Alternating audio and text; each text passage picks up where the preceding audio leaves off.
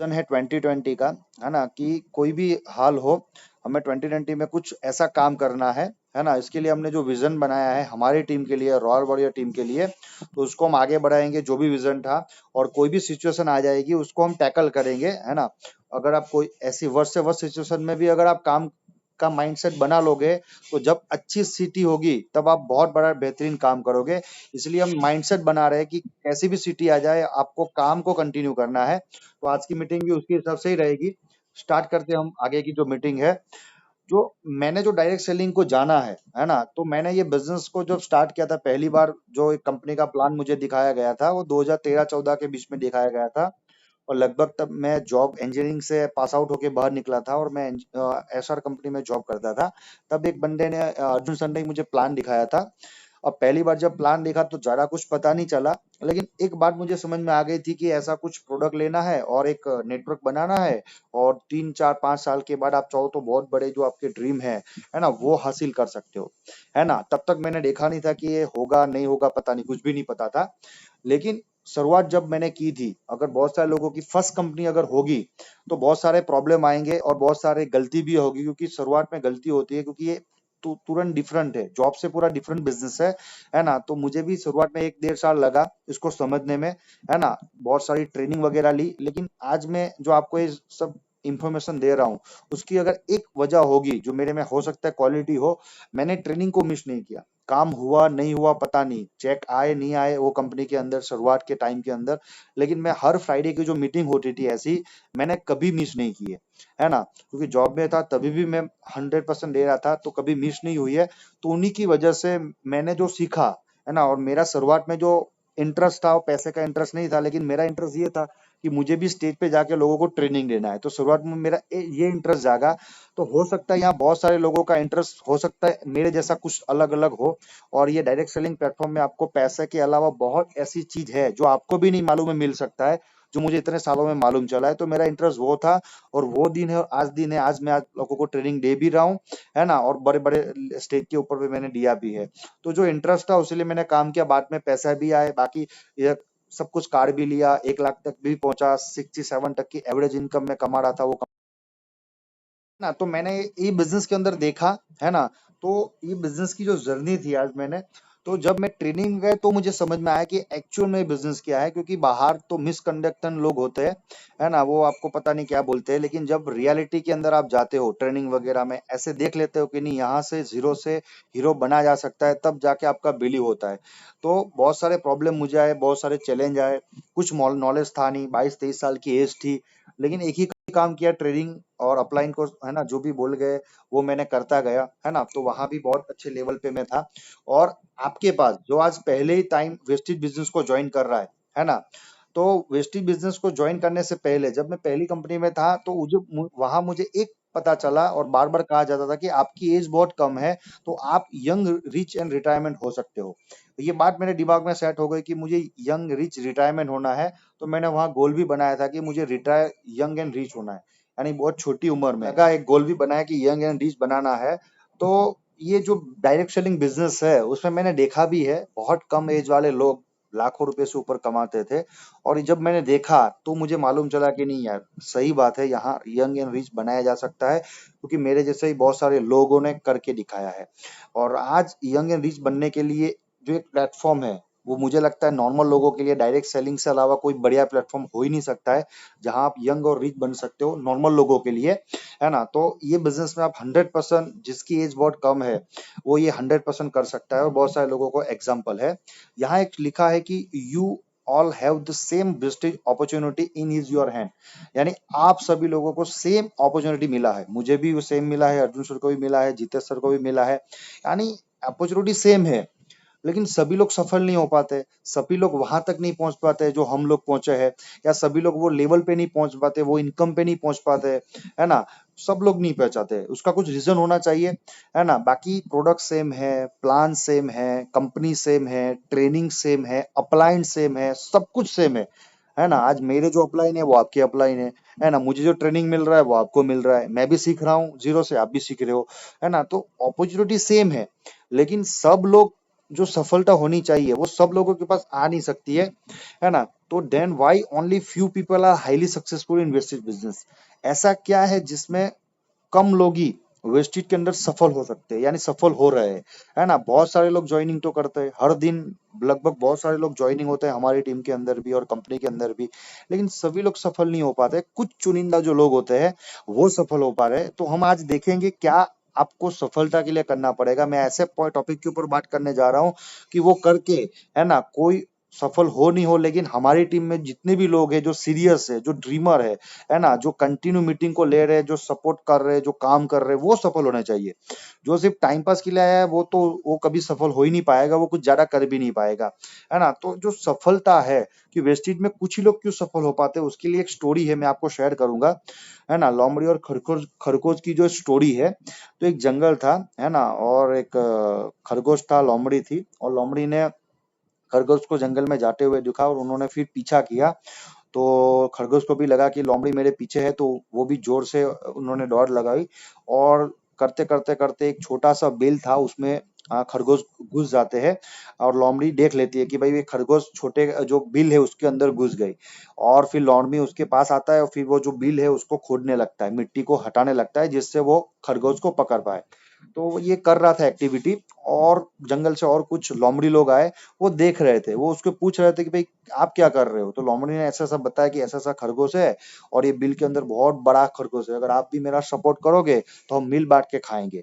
तो वो भी उनकी बात में आ गए, वो भी उनके साथ करने लगे, मिट्टी उठाने लगे। कुछ टाइम तक मिट्टी उठाने के बाद, है ना, उसको लगने लगा कि यार ये जो लोमड़ी है ना वो हमको बेवकूफ बना रही है, ये कोई खरगोश वर्गोश है नहीं, वो ऐसे ही हमारे पास मेहनत करा रही है। तो फिर वो लोग चले गए। लेकिन जो ये लोमड़ी था, जिसने देखा था कि नहीं यार खरगोश तो है ही इसके अंदर, वो अपने हिसाब से भी मिट्टी निकालने लगा। लेकिन कुछ टाइम के बाद और लोमड़ी आ गई, दो चार लोग आ गए, उन्होंने भी यही पूछा, उन्होंने भी यही बताया कि बहुत बड़ा खरगोश है, अगर आप मेरा मदद करोगे तो हम मिल बांट के खा सकते हैं, है ना। उन्होंने भी उनकी बात में आने के बाद खुदाई चालू की।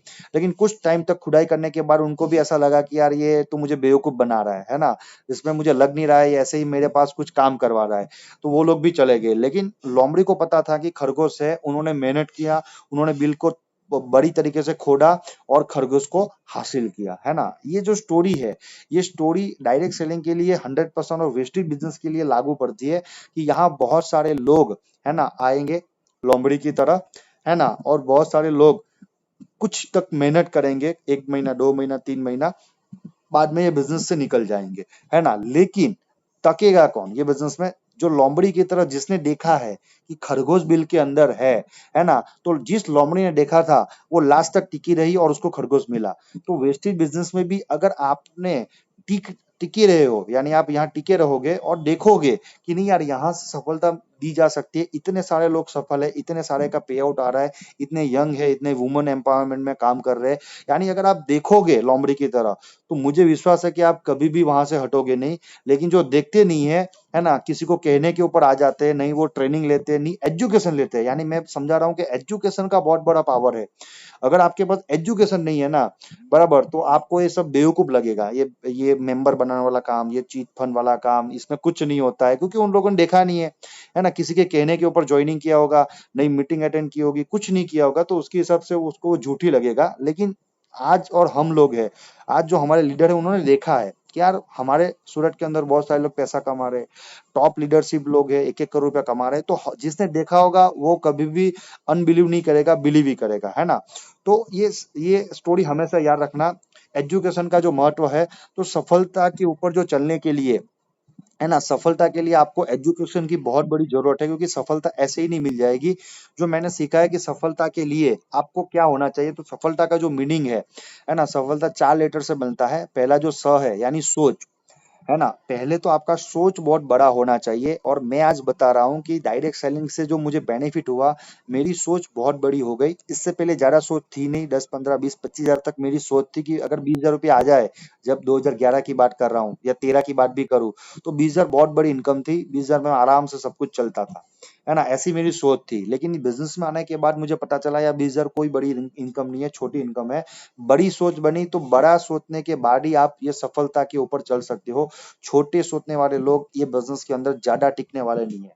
और आज हमारी टीम में बहुत सारे लोग आए और छोटी सोच की वजह से आप बिजनेस में नहीं है, लेकिन आप लोग हो उनके 100% सोच में कुछ ना कुछ ऐसा है ना। और सोच तभी बड़ी बनती है जब आप ऐसी ट्रेनिंग, मीटिंग, एजुकेशन में आते हो, तभी आपकी सोच बड़ी हो सकती है। घर बैठे बैठे किसी की सोच बड़ी नहीं हो सकती है ना। 2-5 लोग ऐसे होंगे, 2-5% लोग जिसने अपनी सोच बड़ी बनाई होगी, बड़े बिजनेस किए होंगे। लेकिन हम नॉर्मल लोग हैं, मिडिल क्लास लोग हैं, उनकी सोच बड़ी करने के लिए ऐसे एनवायरनमेंट में आने की जरूरत है। दूसरा जो एफ है फैसला, मैंने देखा है बिजनेस के अंदर कि अगर आपके पास डिसीजन होना चाहिए। बहुत सारे लोगों को प्लान दिखाया, जब मैं पहली कंपनी में प्लान देखा था, अर्जुन सर ने प्लान दिखाया, अर्जुन सर ने बुलाया था, प्लान जीतेश सर ने दिखाया था मुझे, उनके घर पे मैं गया था तो ज्यादा पता नहीं चला, लेकिन मैंने तुरंत पैसा दे दिया था, है ना। लगभग 8,000 रुपया दिया था मैंने। वेस्टेज में तो आपको 1,000-2,000 के लिए ज्वाइनिंग करानी है, लेकिन मैंने तब 7,872 रुपया दिया था एक एटीएम से निकाल के, और मैंने तुरंत दे दिया था।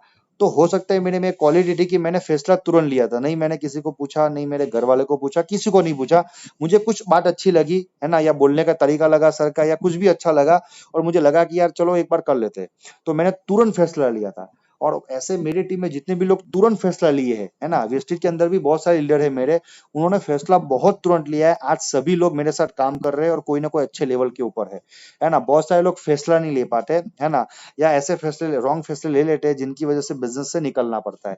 तीसरा जो ल है, लक्ष्य है, कहा जाता है कि विदाउट गोल आप ये बिजनेस के अंदर, डायरेक्ट सेलिंग के अंदर या वेस्टेज के अंदर बड़ा लेवल पे आप चले नहीं जा सकते हो, क्योंकि आपका लक्ष्य बहुत कम है ना। एक एग्जांपल का हम बार बार समझाते हैं, सर ने भी देते हैं, हम भी देते हैं, कि अगर टिकट बाड़ी में आप जाते हो और आप उसको बोलते हो कि मुझे टिकट दे दो, आपसे इतना बोलता है कि मुझे टिकट दे दो, है ना, तो वो आपको टिकट देगा नहीं। आपको बोलना पड़ेगा कौन से प्लेटफॉर्म की टिकट चाहिए या कौन से शहर की आपको टिकट चाहिए।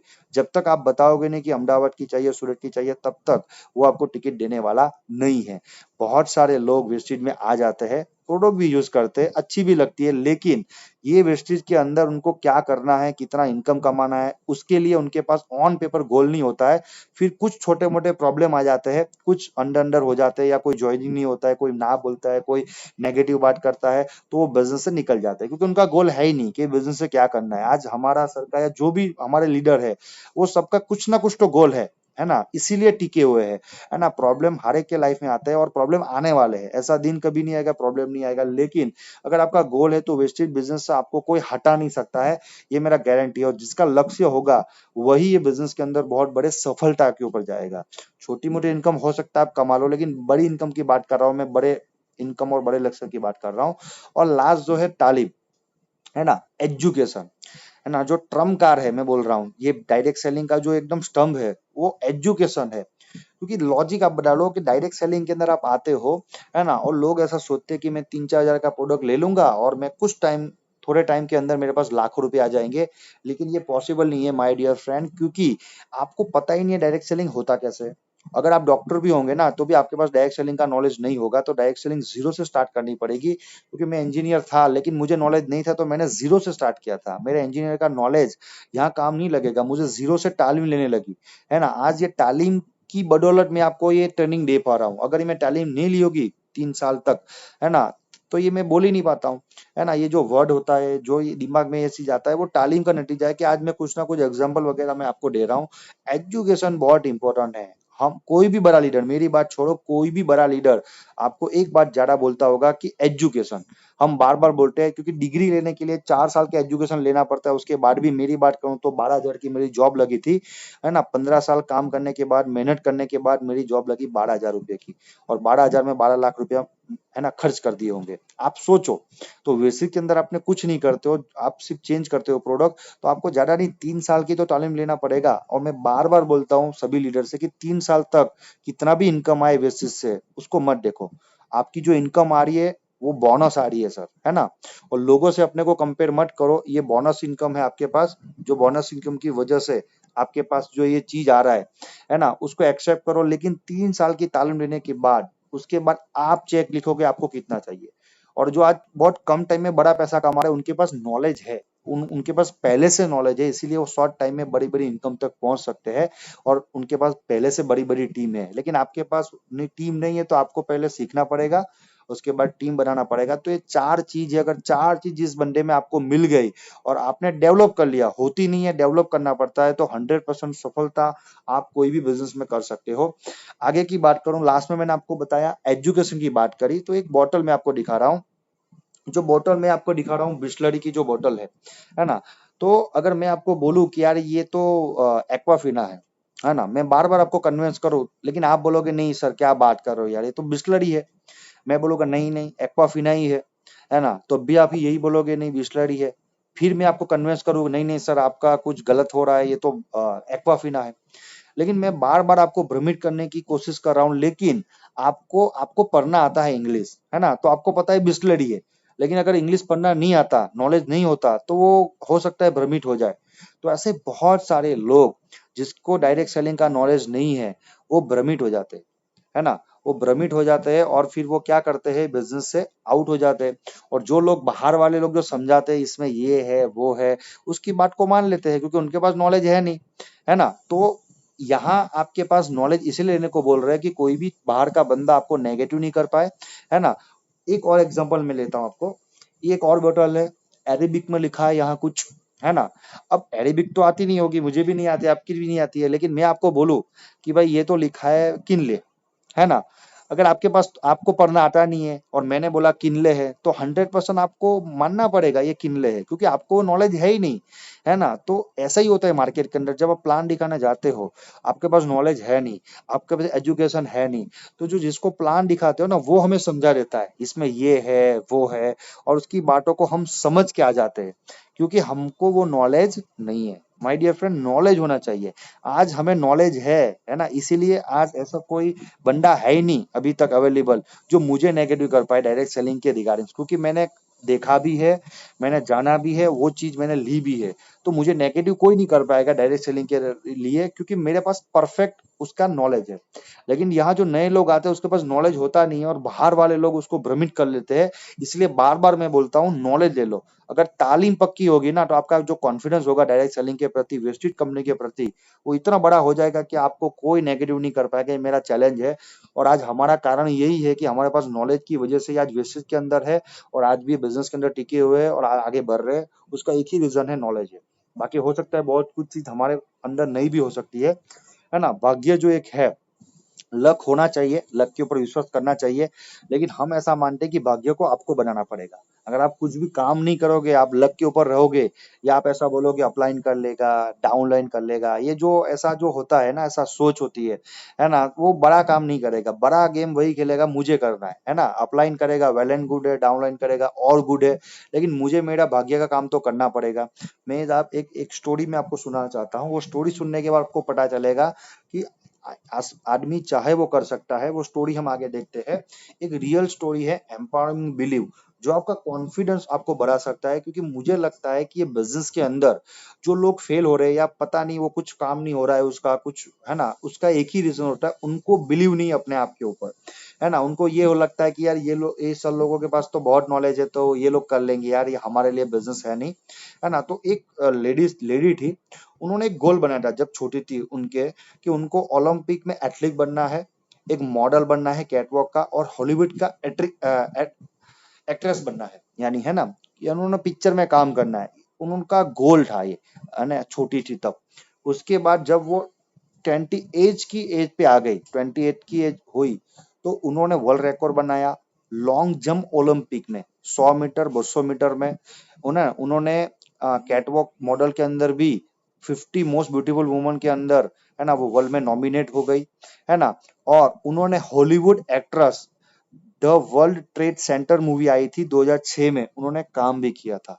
यानी 28 एज के अंदर, जब छोटे बच्चे में जो उन्होंने सपना देखा था कि मुझे ये 3 चीज करना है, माय डियर फ्रेंड, उन्होंने अपने आप पे इतना बिलीव था कि 28 एज के ऊपर ये तीनों जो अपने सपने थे, ड्रीम थे, वो अचीव कर पाई थी, है ना। तो आगे मैं आपको दिखाता हूँ उनका नाम, जो उनका नाम है माय डियर फ्रेंड, है ना, एमी म्यूलिन्स है ना? जो चित्र में आप देख रहे हो एमी म्यूलिन्स है। आपको लगता होगा यार सर तो सही बात है यार, इनके पास तो टैलेंट है होगा या ऐसी तालीम ली होगी, है ना? उनकी वजह से उनके पास तो ये सब चीज आ गया होगा। लेकिन आगे की जो मैं तस्वीर आपको दिखा रहा हूँ, है ना? आपको आपको देखने पे विवश विवश हो जाएगा कि जो लेडी है, जो मैं आपको लेडी बता रहा हूँ, इतने वर्ल्ड रिकॉर्ड बनाए 20 एज में। आप देखो, उनके पास 2 पैर नहीं था। जब उन्होंने ड्रीम देखा था तो कुछ ऐसी प्रॉब्लम आ गई थी कि उनको अपना पैर कटवाना पड़ा कुछ ऐसी डिजीज की वजह से, और आर्टिफिशियल जो पैर है वो लगाना पड़ा, है ना? उसके बावजूद भी उनको बिलीव था कि मैं कर पाऊंगा।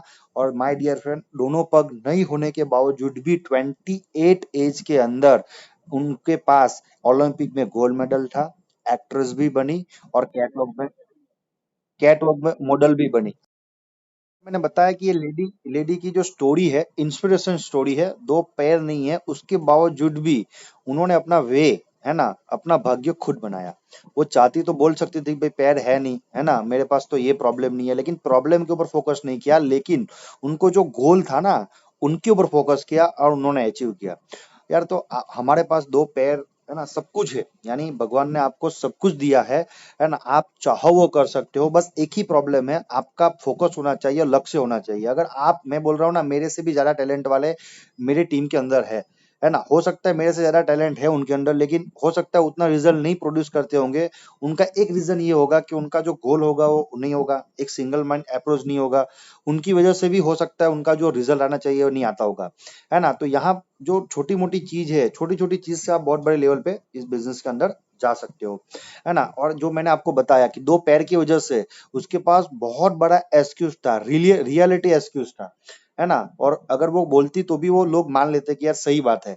लेकिन हम में से बहुत सारे लोग एक्सक्यूज बनाते, है ना? मीटिंग के लिए बोलेंगे सर अभी ये है ना? ठीक है, कोई जेन्युइन प्रॉब्लम हो सकता है ना? लेकिन जेन्युइन प्रॉब्लम एक बार होगा, है ना? साल में एक बार होता है, 2 बार होता है ना? लेकिन हर मीटिंग के अंदर अगर एक्सक्यूज बनाते हो कि नहीं सर ये प्रॉब्लम है, वो प्रॉब्लम है, फिर वो ऐसा बोलता है कि मेरा चेक नहीं आ रहा है, ये नहीं आ रहा है, तो आप देख लो अपने आप को। जब तक आप एक्सक्यूज बनाओगे तब तक पैसा नहीं बना पाओगे, है ना? जब से मीटिंग स्टार्ट हुई है, मैं, अर्जुन सर, जितेश सर, या ऐसे भी नीरव सर, बहुत सारे लीडर है, हिरेन सर है, उन्होंने कभी मीटिंग को मिस नहीं किया है, बहुत सारे लीडर है ना?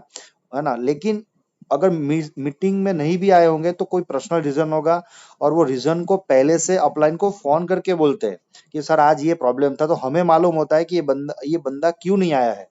बहुत सारे लोग फोन करते तो नहीं है लेकिन उठाते भी नहीं अपलाइन का, एक्सक्यूज बना लेते हैं, और एक्सक्यूज तो हर एक के पास होता है, सर ये प्रॉब्लम था, ये मर गया, ये बीमार हो गया, ये जो छोटे मोटे बहाने हैं। लेकिन वो बहाने से तो बड़ा पैसा बनने वाला नहीं है ना? बहाने बनाने से आपका लॉस है, हमारा कोई लॉस नहीं है, हम किसी और के साथ काम कर लेंगे, हमारा काम हो जाएगा। लेकिन आप ये बिजनेस में बड़ा काम नहीं बना पाओगे। तो रिक्वेस्ट है माय डियर फ्रेंड, जो भी लीडर है, एक्सक्यूज मत बनाओ, है ना? अगर कोई प्रॉब्लम भी है तो ऑफलाइन से शेयर कर लो, ऑफलाइन उसको टैकल कर लेगा, आपको हेल्प करेगा, है ना? अगर आपने शेयरिंग करना चालू किया अपने अपलाइन से, छोटी छोटी बात, मैं बोल रहा हूँ ये बिजनेस आपके लिए बहुत आसान हो जाएगा। अगर आप एक्सक्यूज ही बनाते जाओगे तो अपलाइन को भी ऐसा लगेगा ये सीरियस नहीं है ना? तो आप कृपया करके एक्सक्यूज मत बनाइए। यहाँ एक तो स्लोगन लिखा है, जिंदगी जीने के 2 ही तरीके होते हैं, एक जो हो रहा है होने दो, बर्दाश्त करते जाओ, या फिर जिम्मेदारी उठाओ उसे बदलने की, है ना? रंगदे बसंती में एक स्लोगन था, बहुत बढ़िया स्लोगन है, मुझे बहुत अच्छा लगता है। 2 तरीका है सर, अगर आपकी जिंदगी में जो चल रहा है, आप 10 15 20 हजार में खुश हो, कोई दिक्कत नहीं सर, बर्दाश्त करते रहो, कॉम्प्रोमाइज करते रहो, है ना? पैसे के लिए भाग दौड़ करते रहो, यही जिंदगी, पूरी जिंदगी निकाल लो, है ना? लेकिन अगर आपको कुछ बदलना है तो आपको जिम्मेदारी लेना पड़ेगा, अपने परिवार के लिए, अपने लिए, फैमिली के लिए आपको जिम्मेदार लेना पड़ेगा कि नहीं यार, मुझे ये जिंदगी को बदलना है, मुझे ये अचीव करना है, मुझे ये हासिल करना है। जब तक ये जुनून नहीं होगा ना माय डियर फ्रेंड, जिम्मेदारी नहीं लोगे ना, तब तक बड़ा काम नहीं होगा। ये डायरेक्ट सेलिंग के अंदर मैं आपको एक एक अंडर की बात बता देता हूँ कि जो सफल होता है, मैंने जो सफल होते हुए देखा है मेरे अपलाइन को, या मेरे बहुत सारे लोग है, सीनियर लीडर है, एक रीजन मैंने लगा, उन्होंने जिम्मेदारी लेके काम किया, यानी वो जिम्मेदार पर्सन है ना? उनको ज्यादा बताना नहीं पड़ता, वो पहल करता है सामने से कि सर मुझे ये करना है, मुझे वो करना है। और ये बिजनेस के अंदर जिम्मेदार लोग ही पैसा बनाएंगे, ना जिम्मेदार लोग, एक्सक्यूज देने वाले लोग कभी पैसा बनाया नहीं है, नहीं बनाएंगे, है ना? क्योंकि उनका एक्सक्यूज वाला मोड चल रहा है। लेकिन एक बंदा, एक लीडर होता है, वो अपनी टीम की जिम्मेदारी लेता है ना? और टीम 2 की भी क्यों नहीं हो, मैंने बोला हूँ बड़ी टीम के बाद जिम्मेदारी लेना है, आप 2 लोगों की तो जिम्मेदारी लो, कि उनके सपोर्ट के लिए, हेल्प के लिए, प्लान के लिए तो काम करो। जिस दिन 2 लोगों की जिम्मेदारी आपने उठा ली ना, उसके बाद आप 200 की भी जिम्मेदारी उठा सकते हो, 2 लाख की भी है, 2 करोड़ की भी उठा सकते हो। लेकिन हम छोटे लेवल से जिम्मेदारी से कट करते हैं और अपलाइन को ही बोलते हैं कि अपलाइन देख लेंगे। और जब सब अपलाइन ही देखेंगे तो पैसा अपलाइन के पास आएगा, आपके पास कभी नहीं आ सकता है ना? तो जो जिम्मेदारी ले रहा है उनके पास पैसा आ रहा है, जो जिम्मेदारी नहीं ले रहा है उनके पास पैसा ना आज आ रहा था, ना कल आएगा, नहीं परसों आएगा। माय डियर फ्रेंड, है ना? याद रखना, भाग्य का जन्म नहीं होता है, भाग्य का उदय भी नहीं होता है, भाग्य का तो सिर्फ निर्माण होता है। जैसे मैंने आपको स्टोरी बताई है ना, उन्होंने अपने भाग्य खुद लिखा। वो चाहते तो बदल सकते थे, काम नहीं कर सकते थे, है ना, ओलंपिक के अंदर। तो आप अपने भाग्य को दोष मत दो, आप चाहो वो कर सकते हो। आपके अंदर कितना भी कुछ होगा नहीं होगा पता नहीं है, लेकिन है ना, एक शक्ति हर एक इंसान में होती है, वो अपने भाग्य को निर्माण कर सकता है। और इससे बड़ा रास्ता हो ही नहीं सकता है कि आपको गाइड करने के लिए आपको ट्रेनिंग मिल रही है, इतनी important training free of cost में, सिर्फ आपको टाइम देना है। तो कृपया करके आप अपना भाग्य को निर्माण करो। Early retirement and rich retirement, है ना, जो हमारा मुद्दा है आज, कि आप चाहो तो अर्ली रिटायरमेंट कर सकते हो। 90% लोग जॉब करते हैं, मैं बोल रहा हूँ जॉब के अंदर आप कब रिटायरमेंट हो गए? 56 58 जो भी है ना, 56 के ऊपर है, 56 के बाद आप रिटायर होगे। रिटायरमेंट के बाद अगर आप देखोगे तो मैं बोल रहा हूँ सर, आपके पास पैसा जो होगा पीएफ वगैरह का आएगा, वो सिर्फ खर्चे में निकल जाएगा। उसके बाद आपको डिपेंडेंट लाइफ जीनी पड़ती है। तो रिटायरमेंट के बाद भी आपके पास पैसा का अभाव है ना, लेकिन ऐसी लाइफ होनी चाहिए कि रिटायरमेंट के बाद भी पैसे का अभाव नहीं हो, उसको रिच रिटायरमेंट बोलते हैं, है ना। इसमें लिखा है कि retirement, how do you want to retire, आप कैसे रिटायर होना चाहते हो। देखो, रिटायर तो मुझे भी होना है, आपको भी होना है, सबको होना है, लेकिन आप रिटायरमेंट कैसे होते हो उसके ऊपर आपका सक्सेसफुल, है ना, सक्सेस होना डिपेंडेंट है।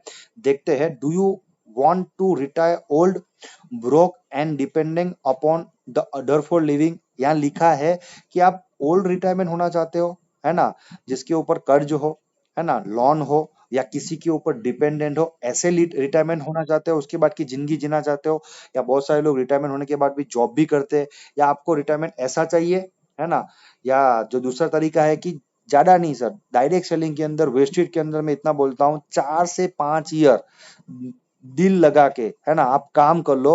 मैं इतना गारंटी दे रहा हूँ सर, आपके पास 4 से 5 साल के बाद, है ना, आप रिटायरमेंट की लाइफ को एंजॉय भी करोगे। उसके बाद आपका काम ना के बराबर होगा, है ना, टीम के अंदर डुप्लीकेशन आ जाएगा और पैसा आप एंजॉय करोगे, है ना। तो एक तरफ है 35 साल वाली रिटायरमेंट लाइफ, उसके बाद भी पैसे का प्रॉब्लम, डिपेंडेंसी, और एक साइड है 5 साल का कैरियर डायरेक्ट सेलिंग के अंदर दिल लगा के, है ना, अपना जितना एफर्ट है वो लगा के, प्रॉमिस है। और आप चेक कर लो सर, जितने जितने भी लीडर होंगे, आप किसी को भी चेक कर सकते हो, जिसने वेस्टेज के अंदर 5 साल लगा लिए, है ना, आज उनके पास अच्छी बैंक बैलेंस है, गाड़ी है, सब कुछ है उनके पास। मैंने देखा है जिसने दिल लगा के 5 साल है। और ये 5 साल कैसे गिनते हैं आप देख लो, है ना। आपने जिस दिन से आईडी लगाई उस दिन से टाइम नहीं काउंट होता है। आईडी तो बहुत सारे लोग ने लगा लेती हो, लेकिन काम 1 साल के बाद स्टार्ट होता है। तो माय डियर फ्रेंड, जिस दिन से आप रिस्पॉन्सिबिल लेके काम करते हो वेस्टेज के अंदर, उस दिन से आपका काउंट डाउन होता है। बहुत सारे लोग आईडी लगा के बोलते हैं सर 1 साल हो गया, कुछ नहीं होता है, लेकिन आईडी लगाने के बाद काम कहाँ किया है। जिस दिन से आप सीरियसली काम करते हो और सिस्टम को 100% फॉलो करते हो, उस दिन से 5 साल के बाद अगर आपके पास पैसा नहीं आए, तो यार मुझसे आके मिल लेना, मैं दे दूंगा, है ना। क्योंकि ऐसा कोई बंदा है नहीं जिसने दिल लगा के काम किया और उसका काम नहीं हुआ, ऐसा हो ही नहीं सकता है ना। लेकिन 5 साल तक आपको बिजनेस के अंदर आपको देना पड़ेगा रिटायरमेंट लाइफ के लिए। यहाँ लिखा है, if one has to retire young and rich in his her life is only depend upon what type of income he is earning। यानी लिखा है कि यंग और रिच रिटायरमेंट आप कैसे करोगे, वो डिपेंड है आप कैसे अर्निंग करते हो, यानी कैसी इनकम आप अर्निंग करते हो, उसके ऊपर डिपेंड है कि आप यंग और रिच रिटायरमेंट होगे कि नहीं होगे, है ना। तो कैसी इनकम होनी चाहिए young and rich and retirement होने के लिए? Only continuation of income can make us retire young and rich and fulfil our deeds. यानी हमारी जो इनकम है कंटिन्यू आनी चाहिए, कभी बंद नहीं होनी चाहिए। आप काम करो तब भी, काम नहीं करो तब भी, अगर आपकी इनकम कंटिन्यू है तो आप बहुत कम टाइम के अंदर पैसा भी बनाओगे, रिटायर भी हो जाओगे, और आपके जो सपने हैं उसको भी पूरा कर पाओगे, है ना। तो 2 चीज मैं आपको समझाना चाहता हूँ। बहुत सारे लोगों को जो पुराने लीडर है उनको पता होगा, लेकिन ये 2 चीज अगर समझ में आ गया तो आपको वाई क्लियर हो जाएगा कि क्यों वेस्टेज करना है ना, एक्सेलिंग करना क्यों है? क्योंकि मैं बोल रहा हूँ ना, बहुत सारे ऐसे जॉब में होंगे जो अच्छी 30-40 हजार की इनकम भी कमाते होंगे, कोई गवर्नमेंट जॉब में होगा, है ना, तो पैसा आता है, मैं नहीं बोल रहा हूँ पैसा आता है, लेकिन वो जो पैसा आता है ना, वो एक एक्टिव वे में पैसा आता है ना। तो इसमें लिखा है कि एक्टिव इनकम यानी जिस इनकम को प्राप्त करने के लिए हमें एक्टिवली काम करना पड़ता है, वो इनकम एक्टिव इनकम होता है। जैसे नौकरी से मिलने वाला इनकम एक्टिव इनकम होता है। यानी नौकरी या कोई भी बिजनेस है जो हमारे ऊपर डिपेंड है, जब तक हम काम करेंगे या काम करेंगे एक्टिवली, तब तक पैसा आएगा। जिस दिन काम बंद हो गया, तब तक वो इनकम जो हमारी थी वो इनएक्टिव हो जाएगी, उसको बोलते हैं एक्टिव इनकम, है ना। एक एग्जाम्पल है ना, केले का आपने झाड़ देखा होगा, केला खाया भी होगा, है ना। केले की जो प्रोसेस है मैं आपको बता देता हूँ। केले की प्रोसेस ये होती है कि उसको बीज डालना पड़ता है, वो उसको है ना बहुत सारे खातर पानी सब कुछ देना पड़ता है। और एक बार जो केले की जो है वेल होती है, वो एक बार उगती है, उसके ऊपर केले आते हैं। लेकिन एक्टिव इनकम के लिए जो बनाना ट्री होता है ना, उसको क्या होता है, एक बार आपने पूरा उगा दिया और एक बार पूरा बनाने निकाल लिया, है ना। एक बार बनाना निकालने के बाद अगर फिर से बनाना आपको चाहिए, तो उसको फिर से रीप्रोसेस करना पड़ेगा, फिर से वही खुदाई करनी पड़ेगी, वही कूड़ा डालना पड़ेगा, खातर खाद, यानी जीरो से काम करना पड़ेगा। बनाना ट्री की प्रोसेस ऐसी है ना। जैसे इनकम जॉब के अंदर है कि आपको लगातार काम करना पड़ेगा। एक बार जॉब छूट गई या काम बंद हो गया, आपकी इनकम बंद हो गई। जैसे बनाना ट्री में बनाने पूरे निकाल लिया आपने, फिर अगर बनाना फिर से आपको करना है तो जीरो से प्रोसेस करनी पड़ेगी। तो ये एक्टिव इनकम लाइक बनाना ट्री है। जैसे मैंने बोला कि एक एक्टिव इनकम जो है उसका एक एग्जांपल है बनाना ट्री, दिमाग में रखना कि बार बार आपको वो प्रोसेस करना पड़ेगा, है ना। दूसरा जो एग्जांपल मैं आपको बता रहा हूँ, पैसिव इनकम, है ना। पैसिव इनकम होता क्या है? It is a source of the income that keeping coming in once a regular basis from the work you have done. यानी ये कहा जाता है कि एक बार आपने जो काम कर लिया, है ना, उसको बिल्डअप कर लिया, उसके बाद वो इनकम रेगुलर होती है। आप काम करो तो भी, काम नहीं करो तो भी, जस्ट लाइक रॉयल्टी इनकम, है ना। बहुत सारे ऐसे सिंगर होते हैं, है ना, उनको साइंटिस्ट होते हैं और लेखक होते हैं। ये तीन टाइप के जो लोग होते हैं उनको पैसिव इनकम आता है, यानी रॉयल्टी इनकम आती है। एक बार उन्होंने बुक लिख दिया, है ना, और बुक बिकती रहती है, बिकती रहती है, बिकती रहती है, और उनके घर में जो भी होगी नॉमिनी, उसको पैसा आएगा, है ना। जो सिंगर है उसके भी एक बार जो गाने गाए हैं वो बिकते रहते हैं, उसके ऊपर रॉयल्टी आती है। जैसे किशोर कुमार है, उन्होंने जो भी गाने गाए आज तक वो गाने सुने जा रहे हैं, उसकी सीडी बन रही है। तो उनके जो बेटे हैं अमित कुमार, उनको आज भी रॉयल्टी आ रही है। यानी कितने सालों पहले किशोर कुमार ने, उनके पिताजी ने जो काम किया था, एक बार गाना गाया था, वो गाने की वैल्यू के रूप में आज भी उनको पैसा आ रहा है। उसको बोलते हैं पैसिव इनकम, है ना। और उनके पास तो टैलेंट था, हमारे पास नहीं साइंटिस्ट का टैलेंट है, नहीं हमें गाना गाना आता है ना। जिसको आता होगा वो कर सकता है उसके अंदर, लेकिन उसके अंदर भी कंपटीशन है, और लेखक नहीं है ना। उसके अलावा हमारे पास क्या मौका है जहां से हम पैसिव इनकम को जनरेट कर पाए? तो पैसिव इनकम जो एग्जांपल है, लाइक कोकोनट ट्री। जो कोकोनट ट्री होता है ना, दरियाई विस्तार में ज्यादा होता है, उसको एक ही बार अगर आपने लगा दिया और एक बार बड़ा कर लिया, माय डियर फ्रेंड, तो कोकोनट ट्री एक बार बड़ा करने के बाद बरसों बरसों तक, है ना, वो कोकोनट देता है। हो सकता है आपके दादाजी ने लगाया होगा तो दादाजी ने भी कोकोनट पिया होगा, उसके पिताजी जब आए तब भी उन्होंने भी यही जार से कोकोनट लिया होगा।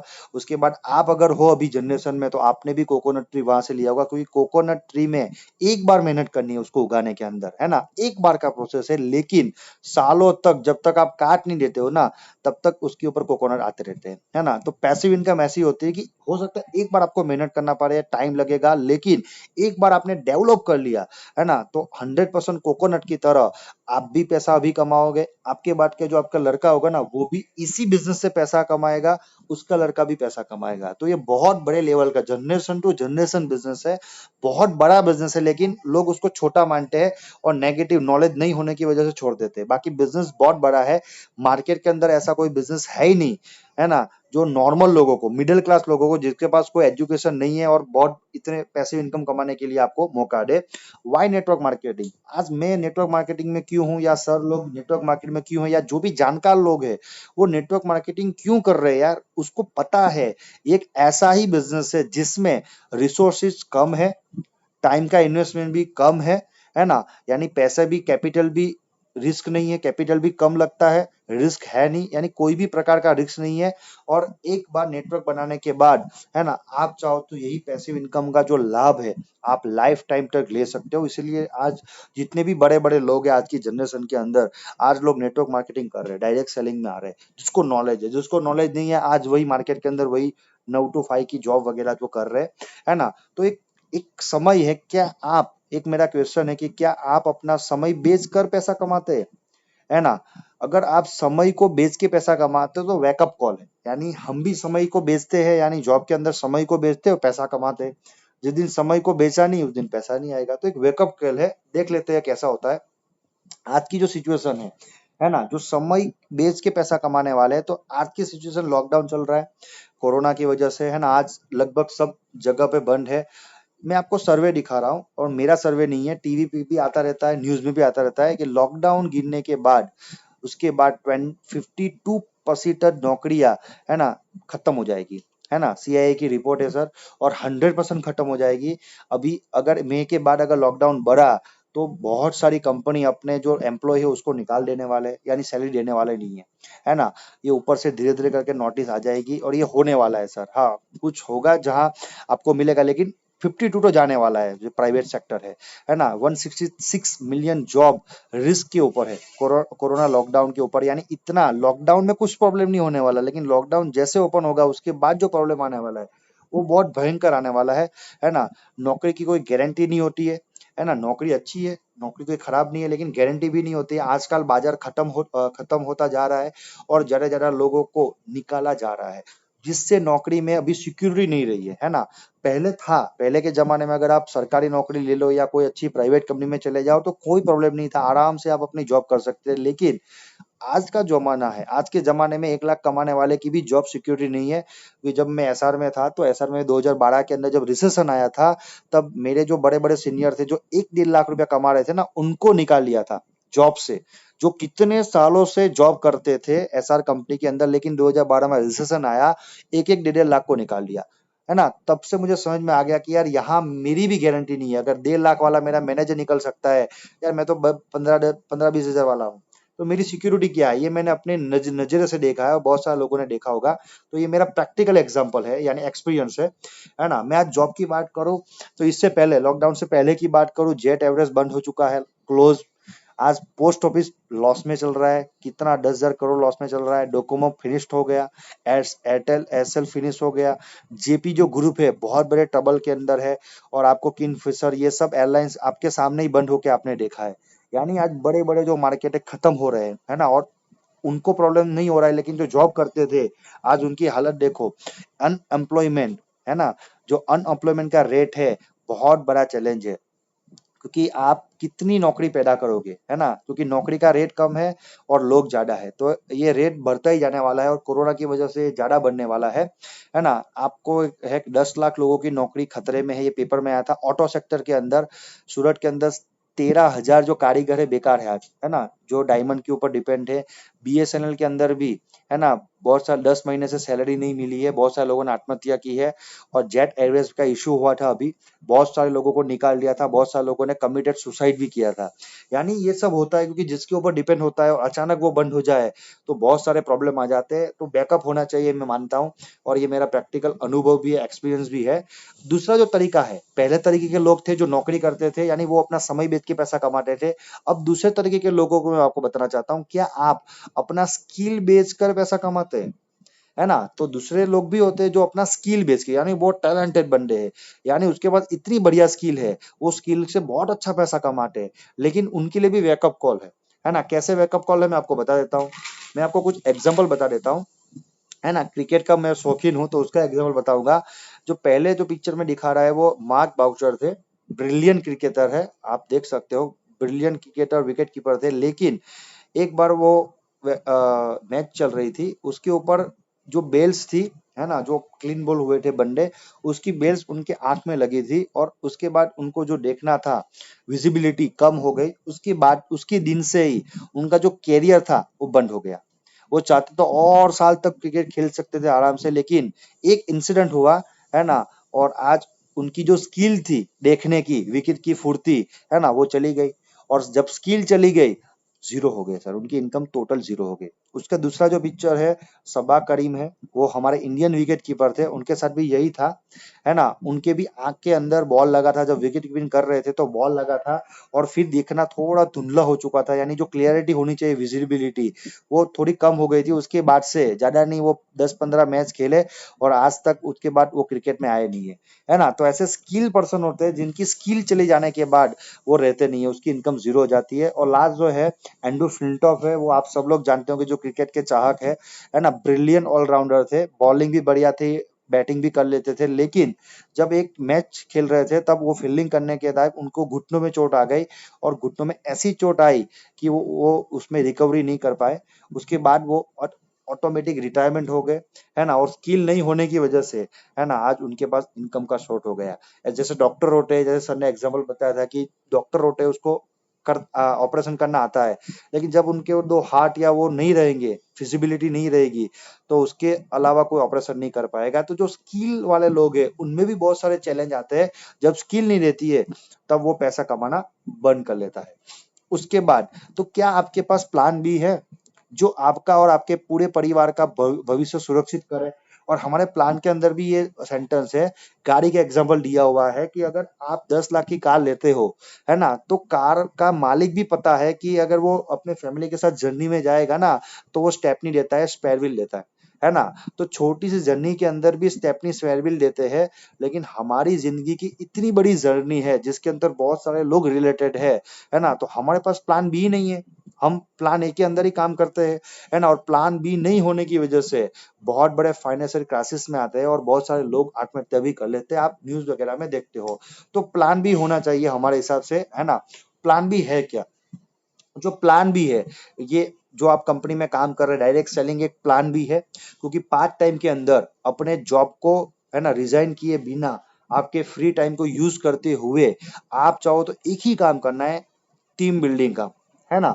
दो, मैंने जो आपको बताया, एक टाइम को बेचता था, क्योंकि वो टाइम को बेचता था उसमें भी अकेला था। एक बंदा जो था वो स्किल को बेचता था, वहां भी अकेला था। लेकिन डायरेक्ट सेलिंग बिजनेस के अंदर सर आप टीम बना रहे हो, आप हजारों नहीं लाखों की टीम बना रहे हो। अगर आपको कुछ हो भी गया, कुछ इंसिडेंट हो भी गया, लेकिन आपने टीम बना दी है माय डियर फ्रेंड, तो आपको कभी भी इनकम का प्रॉब्लम नहीं आएगा, है ना। जैसे स्किल वालों और पैसे समय वालों के लिए आता था, एक ही काम करना है आपको, टीम को बिल्डअप करना है। आपके अंदर जो क्वालिटी है, जो टैलेंट है, उनके अंदर वो डालना है ना। कैसे करेंगे? टीम का जो है, your success in wastage business, wastage business में क्या करना है, business is only depend upon the type of team that you build. अगर बड़ा पैसा कमाना है और कुछ टाइम के बाद बिना एफर्ट के अगर पैसा आते रहे, तो आपको, है ना, ऐसी टीम बनानी पड़ेगी, है ना, जो आपके बिना भी काम करे वेस्टेज के अंदर, है ना। देखते आगे कैसे टीम बनानी है। यहाँ एक अच्छा लिखा है कि just by creating a team is not necessary that you will get a success.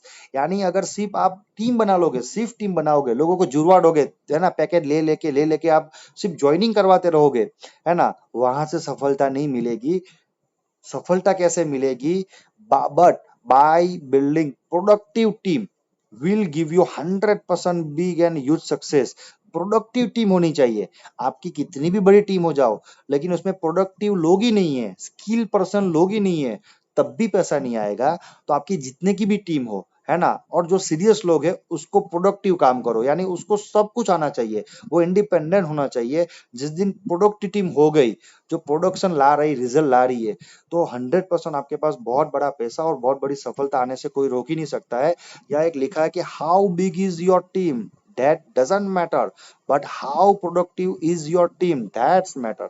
आपकी कितनी बड़ी टीम है, 1 लाख 2 लाख की टीम है, उससे फर्क नहीं पड़ेगा, लेकिन कितने लोग प्रोडक्टिव काम कर रहे हैं आपकी टीम के अंदर, फर्क माय डियर फ्रेंड वहां से होता है। तो हमेशा आपके साथ जो भी लोग आते हैं, प्रोडक्टिव लोग जो है वही आपकी टीम है, बाकी के लोग तो पता नहीं बिजनेस के अंदर क्या कर रहे हैं, है ना। तो इसीलिए हमको 3 से 5 साल लगते हैं प्रोडक्टिव टीम को डेवलप करने में, है ना। ऐसे ही तुरंत लोग नहीं आ जाएंगे कि पहले दिन से वो अपने हिसाब से सब करने लगेंगे। किसी को 1 साल लगता है, किसी को 2 साल, किसी को 3 साल, किसी को टाइम लगता है अपने आप को डेवलप होने के लिए। तो हमेशा फोकस करना है प्रोडक्टिव टीम के लिए, और प्रोडक्टिव टीम तभी बनेगी जब आपको उनको प्रॉपर एजुकेशन दोगे। बिना एजुकेशन के आपकी टीम बनने ही नहीं वाली है। और एक सबसे बड़ा ट्रम्प कार्ड जो है, जो मैंने देखा है, we always hear about the big shot in the industry who are making 6 और 7 figure income in a month. यानी आपने ऐसे बड़े लोगों को देखा होगा जो बहुत कम टाइम के अंदर उन्होंने 6-7 जो फिगर है उसके अंदर इनकम ली है, लाखों के अंदर, है ना। उसका एक ही रीजन है my dear friend, duplication is 100% responsible for this type of result. अगर आपने आपके जैसे लोगों को डुप्लीकेट कर लिया, जो टाइम पंचुअल है, डिसिप्लिन है, एथिकल है ना, अगर ऐसे लोग जिस दिन डुप्लीकेट हो गए ना, बिजनेस इतना बड़ा हो जाएगा कि आपको कुछ करने की जरूरत नहीं पड़ेगी। और डुप्लीकेशन बहुत इंपॉर्टेंट है, इसीलिए हमने इस सिस्टम को बनाया। इस सिस्टम को बनाने का जो एक रीजन है वो डुप्लीकेशन ही है, क्योंकि हर एक लोगों का काम करने का तरीका अलग है, हर एक के सिस्टम अलग है, बात करने का तरीका अलग है। इसलिए हमने एक यूनिक सिस्टम बनाया कि इसके अंदर, है ना, आपको बात करने का तरीका सेम रहेगा, सेम दिखेगा, है ना। जैसा हम बोलेंगे वैसा आपके अंदर वो चीज आएगा, है ना। तो आगे भी वही डुप्लीकेट होगा। तो डुप्लीकेशन की वजह से हम ये सब एक्टिविटी कर रहे हैं, है ना। बाकी तो एक्टिविटी कोई भी कर सकता था, है ना। डुप्लीकेशन बहुत बड़ा इंपॉर्टेंट है। यह एक जबरदस्त है ना। पिक्चर आपको हंसी आएगी। अगर आप खुद नहीं सीखेंगे और अपनी टीम को नहीं सिखाएंगे, है ना, या डुप्लीकेट नहीं करेंगे, तो आगे चलकर आपका भी ऐसा हालत होगा। ये जो गोरा है ना, बहुत हॉर्स पावर होता है, लेकिन इतना ज्यादा लोड ले लिया कि वो देखो, है ना, ऊपर आ गया। हमारे में से ऐसे बहुत सारे लोग हैं, टैलेंटेड लोग, जो पूरा बोझ अपने कंधे पे ले लेते हैं, अपनी टीम को कुछ भी नहीं सिखाते, है ना। प्लान भी नहीं सिखाते हैं, ऑनलाइन रजिस्ट्रेशन भी नहीं सिखाते हैं, इससे कुछ नहीं सिखाते हैं, और वो पूरा लोड अपने आप ले लेता है। फिर ये घोड़े जैसी हालत हो जाती है ना। फिर उसको लगता है यार ये तो सब मैं ही कर रहा हूँ, मेरे नीचे कोई काम ही नहीं कर रहा है। क्यों नहीं कर रहे? क्योंकि उसने डुप्लीकेट नहीं किया। आपको थोड़ा कठोर बनना पड़ेगा यार, 5 प्लान के बाद सर छठा प्लान करना पड़ेगा, थोड़ा स्ट्रिक्ट भी होना पड़ेगा। नहीं करोगे ये हालत हो जाएगी, फिर बाद में आपको पता ही नहीं चलेगा क्या करना है। फिर आपको वेस्टेज इतना हार्ड लगेगा कि आपको लगेगा पता नहीं, इससे हार्ड बिजनेस तो है ही नहीं, है ना। और बहुत सारे लोग चले गए चक्कर के अंदर, यही चक्कर के अंदर कि पूरे अपने कंधे पे बिठा दिया। आगे दिखा देता हूँ एक, है ना। आर यू डुप्लीकेटिंग, डिपेंडिंग और इंडिपेंडेंट? यानी आपका जो डुप्लीकेशन है ना, जो लोग डुप्लीकेट है वो डिपेंडेंट है या इंडिपेंडेंट है ना। वो अपने आप डुप्लीकेट आगे कर रहे हैं आपकी टीम, है ना। Are you still busy in catching fish? यानी आप अकेले अभी फिश पकड़ रहे हो। यानी हमारे भाषा के अंदर, अब भी आप इतनी बड़ी टीम होने के बाद अगर 50-100 लोग हैं, तब भी आप अकेले ही प्लान दिखाते हो आपकी टीम के अंदर, अकेले ही ट्रेनिंग में आते हो, अकेले ही सिस्टम को फॉलो करते हो, है ना। अगर अकेले ही करते हो तो आप अकेले ही फीस पकड़ते हो। लेकिन आपको क्या करना है, teaching to you your front line, आपके जो फ्रंट लाइन लीडर है ना, उसको सिखाना है how to catch a fish and make them independent. यानी आपको वेस्टेज के अंदर उसको सब कुछ सिखाना है, प्लान करना, सिस्टम को फॉलो करना, है ना। बाकी प्रोडक्ट क्लोजिंग करना, ऑनलाइन ऑफलाइन, यानी जो जो भी वेस्टेज के अंदर चाहिए उसको नॉलेज, उसको पूरा नॉलेज आपको देना है, आपको सिखाना है सिस्टम में लाके, और उसको इंडिपेंडेंट बनाना है। जितने लोग इंडिपेंडेंट है वही पैसा बनाएंगे। जो डिपेंडेंट है अपलाइन के ऊपर, है ना, वो कभी पैसा नहीं कमाएंगे, बड़ा पैसा नहीं बनाएंगे, है ना। तो इंडिपेंडेंट होना बहुत जरूरी है, और डुप्लीकेशन से ही इंडिपेंडेंट बन सकते हैं, उसके बिना कोई उसका इलाज नहीं है ना। एक स्लोगन है, जो इसमें एक पिक्चर है, पा पिक्चर आपने देखी होगी, है ना, कि अमिताभ बच्चन ने एक रोल किया था एक छोटे बच्चे का जिसको कुछ डिसीज हो जाता है, और देखो इस पे लिखा है अभिषेक बच्चन उसको कंधे पे ले जाते हैं। तो हमारे अंदर भी ऐसे बहुत सारे महानुभाव है जो अपनी डाउन लाइन को ऐसे कंधे पे उठा के लेके जाती है ना। सब कुछ वही करते हैं, है ना। फिर ऐसे थकते हैं कि फिर पता नहीं अपलाइन को बात करते हैं, है ना, फिर अपलाइन को फोन लगाते हैं, है ना। तो ऐसे होते हैं, ऐसे पा की तरह होते हैं। ये जो चित्र है ना, आपके दिमाग में लगा देना, है ना। ये जब लगा दोगे तो आपको पता चल जाएगा कि यार मैं ही हूँ ये, है ना। ये पीछे मैं लेके चल रहा हूँ कंधे के ऊपर पूरी टीम को, अकेले ही चल रहा हूँ, नहीं सिस्टम में अटैच है ना। वो अभी अपने आप को ही लेके जा रहा है, इतना लोड लेके जा रहा है, तो बड़ा लोड लेके तो बड़े लेवल पे आप जा नहीं सकते हो, है ना।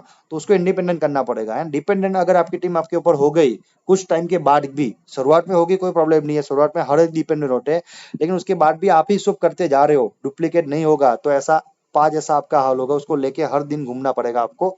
और लास्ट में जो मेरा नोट डायरी लेके आपको बोला था, एक चेकलिस्ट है, और अभी तो अब जूम मीटिंग कर रहे हैं लेकिन मैं फिजिकली दे दूंगा, और ये चेकलिस्ट कोई भी बंदा आपको बोलता है ना, अभी कोई भी बंदा बोलेगा, मेरा डाउनलाइन भी बोलेगा सर काम नहीं हो रहा है, मैं सिर्फ ये चेकलिस्ट निकालूंगा, उसको सिर्फ 21 प्रश्न पूछूंगा, है ना, और मैं आपको ये दे दूंगा, जब लॉकडाउन खुलेगा पूरा ऑन पेपर दे दूंगा, ये मैं भेज दूंगा। आप कोई भी बंदा आपको बोल रहा है ना पैसा नहीं आ रहा है जो वेस्टेज के अंदर, आपको ये चेकलिस्ट निकालनी है और सिर्फ 21 सवाल करने हैं, और 21 सवाल करने के बाद उसका जो जवाब आता है ना वही उसका रिजल्ट है।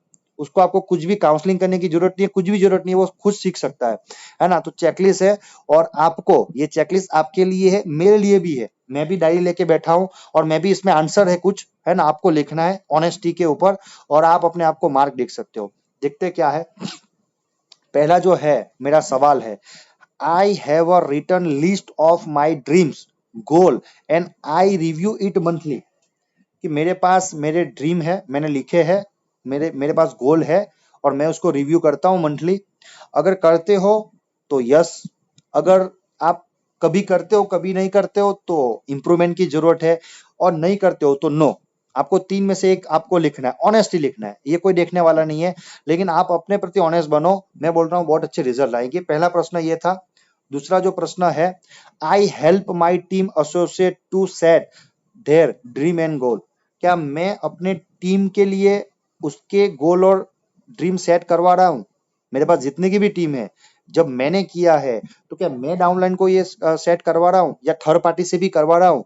अगर करवा रहे हो आपकी टीम को तो यस कीजिए, कभी करवा रहे हो तो इम्प्रूवमेंट की जरूरत है, और नहीं करवा रहे हो तो नो आप दीजिए। तीसरा जो सवाल है, I don't miss any training meeting and function. ये ट्रम्प कार्ड है जो मैंने आपको बोला, इसके अंदर बड़े बड़े खिलाड़ी इसमें हो सकता है नो में आ जाए या इंप्रूवमेंट में आ जाए, है ना, क्योंकि मैंने आज तक कोई ट्रेनिंग मिस नहीं की है, ये मेरा रिकॉर्ड है। जब मिस किए तो मैं कभी ट्रेनिंग के लिए गया था तभी मिस की होगी, लेकिन अभी तक का तो रिकॉर्ड है, भगवान की दया है, कृपा है।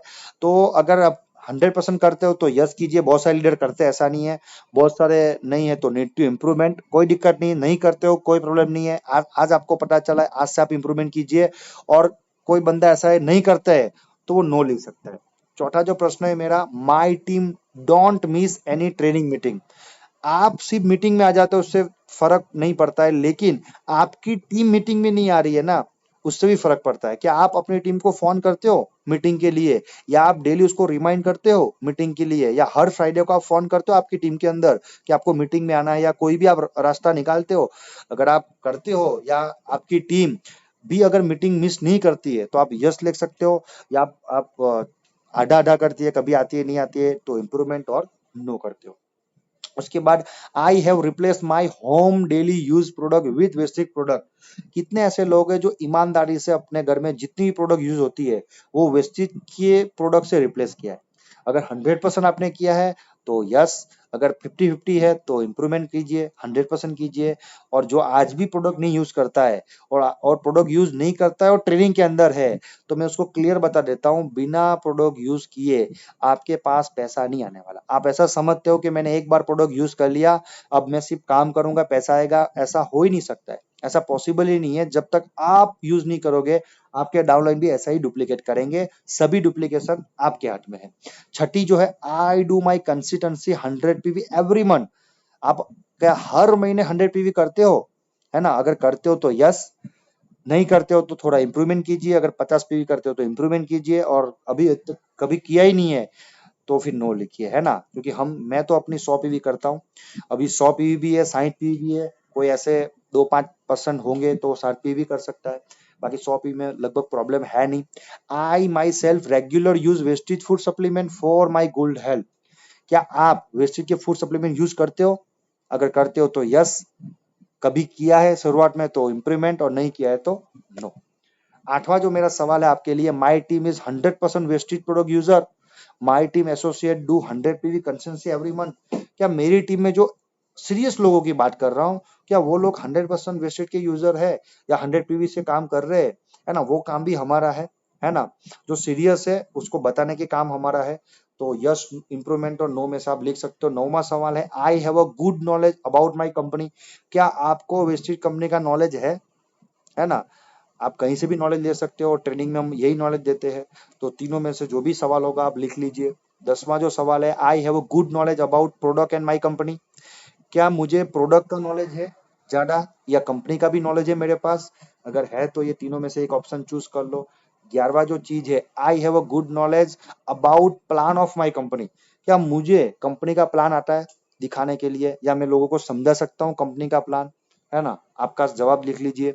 I have my oven tool kit making sure that every associate in my team should have his and her tool kit. क्या मैं टूल किट यूज करता हूँ, टूल्स यूज करता हूँ, है ना? जो भी है हमारे पास कैटलॉग है वगैरह जो है ना, वो सब चीज मेरे पास है और मेरे टीम के पास है ना? अगर आपके पास है तो यस कर सकते हो, अगर जिसके पास नहीं है तो आप उसको बात करके दिलवा सकते हो। वो आपकी आपकी जिम्मेदारी, आपकी टीम के अंदर किसी के पास नहीं है तो वो आपकी जिम्मेदारी उसको दिलाने के लिए। उसका 13वां सवाल है, I M arranging regular plan product demo workshop for my team with the help of my senior leader। क्या आप अपने जो भी अपलाइन है उसके मदद से आपकी टीम के लिए कोई मीटिंग वगैरह, है ना, कोई ग्रुप मीटिंग वगैरह या कोई डेमो सेशन या कोई ऐसा मीटिंग वगैरह करते हो क्या, या कोई काउंसलिंग वगैरह जो भी एक्टिविटी है आपकी टीम के लिए, क्या सीनियर लीडर से करवाते हो? करवाते हो तो यस, नहीं करवाते हो तो इम्प्रूवमेंट कीजिए, करवाना स्टार्ट कर दीजिए आपके ग्रोथ के लिए। 14वां है, I always give importance to dress code to me and my team. पहले देख लीजिए कि आप क्या मीटिंग में ड्रेस कोड में आते हो। जो वेस्टिज का ड्रेस कोड है, व्हाइट शर्ट, ब्लैक पैंट और टाई। सूट पहन के आओ, नहीं आओ वो आपकी मर्जी है, पहन के आओगे तो वेल एंड गुड है ना, नहीं आओगे तो भी चलेगा। कि आप अपने सीनियर लीडर की थर्ड पार्टी करवा रहे हो अपनी टीम के अंदर, अगर करवाना चालू कर दोगे तो ऑटोमेटिक आपका काम कम हो जाएगा और रिजल्ट बढ़ जाएंगे। 14वां जो है, ड्रेस कोड के बारे में बता रहा था, है ना, कि आज हमको कभी भी आप देखोगे मीटिंग के अंदर, आप देखोगे हमने आज तक बिना ड्रेस कोड आज तक नहीं आए। जिस दिन से हमने पहले दिन, जब मैंने पहली मीटिंग अटेंड की थी, मैंने अर्जुन सर ने, है ना, उधना के अंदर, तभी हम सूट में गए थे, टाई में गए थे, सब कुछ था, यानी हम दो ही लोग सूट के अंदर थे, है ना। तब दिन से लेके आज तक हम ये ड्रेस कोड के अंदर है, क्योंकि हम उसको फॉलो करते हैं। तो जो नहीं आ रहा है आपकी टीम को बताओ, उसका इंपॉर्टेंस के साथ, बहुत जरूरी है ड्रेस कोड, है ना, क्योंकि जब आप ड्रेस कोड में आओगे तब जाके आपकी टीम भी आपके ड्रेस कोड में फॉलो करेगी। 15वां सवाल है, I am totally independent leader. आप अपने आप को पूछो कि आप इंडिपेंडेंट हो कि बार बार अपलाइन की हेल्प की जरूरत है ना। मैं ऐसा नहीं बोल रहा हूँ कि अपलाइन की हेल्प की जरूरत नहीं है, अपलाइन की हेल्प की जरूरत है, लेकिन बड़े कामों के लिए। छोटे छोटे कामों के लिए, यानी प्लान दिखाने के लिए या ये करने के लिए, अगर आप बार बार अगर अपने अपलाइन की हेल्प ले रहे हो, जो बेसिक काम है, बेसिक काम आपको करने पड़ेंगे, है ना। आपके घर के अंदर खाना खाना, रेडी होना, है ना, ये बेसिक काम तो आप ही करते हो ना, कि कोई बंदा आके करवाता है आपके पास। तो यार इंडिपेंडेंट होना चाहिए बेसिक काम के लिए, बाकी बड़े बड़े काम के लिए अपलाइन सपोर्ट करेंगे आपको। 16वां जो सवाल है, I am helping my team associate to becoming independent. चलो ठीक है, जो इंडिपेंडेंट नहीं है तो आप हेल्प कर रहे हो आपकी टीम के अंदर, जिससे वो फटाफट इंडिपेंडेंट हो और आप और वो आगे बढ़े। जब तक वो इंडिपेंडेंट होगा नहीं तब तक बड़े पैसे वो कमाने नहीं वाला है। 17वां जो है, I regular meet with my coach to discuss my goal and challenge. क्या आप अपने अपलाइन के साथ बैठ के अपना गोल सेट करते हो, जिसको हम बोलते हैं काउंसलिंग, है ना।